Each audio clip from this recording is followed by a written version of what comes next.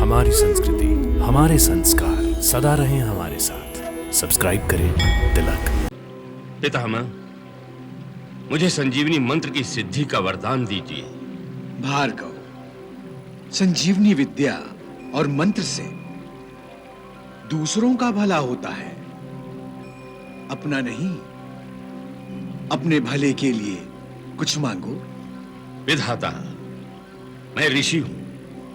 एक ऋषि के जप, तप, नियम और संयम से प्राप्त सारे फल दूसरों के लिए ही होते हैं, अपने लिए नहीं। इसी प्रवृत्ति के लिए ही तुम असुरों के बीच रहते हुए भी श्रेष्ठ ऋषि बने रहे हो। तुमने जो वर मांगा है उसके लिए तथास्तु।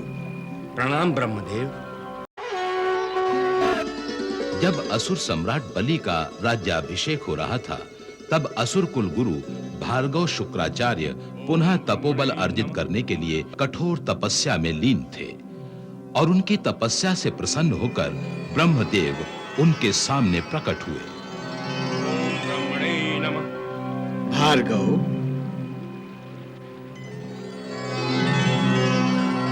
प्रणाम पितामह। तुम्हारी तपस्या सफल हुई। जिस मनोकामना के लिए तुमने इतनी घोर तपस्या की, हम उसे पूरा करेंगे। वर मांगो। पितामह, मुझे संजीवनी मंत्र की सिद्धि का वरदान दीजिए। भार्गव, संजीवनी विद्या और मंत्र से दूसरों का भला होता है, अपना नहीं। अपने भले के लिए कुछ मांगो।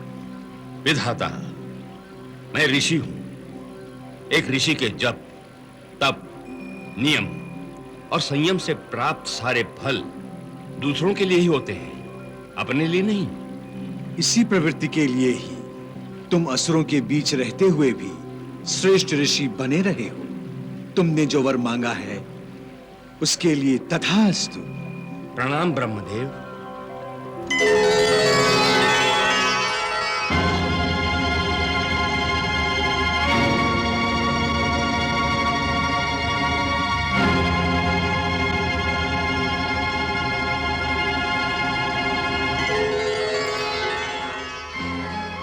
गंगे, देख, मैंने पहले से अधिक तपोबल अर्जित कर लिया है। मैं मृत शरीर को फिर से जीवित कर सकता हूं। मैंने वो संजीवनी विद्या और संजीवनी मंत्र प्राप्त कर लिया है जो तीनों लोकों में किसी के पास नहीं है। बधाई हो वत्स। तुम मुझे बधाई दे रही हो या शाप? गंगे, दिखावे के लिए ही सही अपनी वाणी में प्रसन्नता तो ला सकती हो। ये तुम नहीं बोल रहे वत्स, तुम्हारे मन के भावों का प्रतिबिंब बोल रहा है। तुम सदा यही सोचते हो ना कि तुम्हारी गंगा मैया तुमसे अपने पुत्रों जैसा व्यवहार नहीं करती, अन्यथा अपनी संतान की सफलता की प्रसन्नता किस माँ को नहीं होती। मेरे लिए तो तुम भी मेरी ही संतान हो। तो अपनी संतान देवताओं को चेतावनी दे दो, उन्हें बता दो कि मैं कितना बलशाली हो गया हूँ।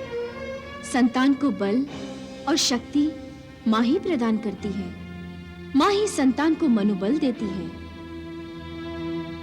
जैसे मूर्तिकार मिट्टी को आकार देकर उसकी सुंदर मूर्ति बना देता है, उसी प्रकार माँ अपने पुत्र को चरित्र रूपी आकार देकर उसे सुपुत्र बनाती है।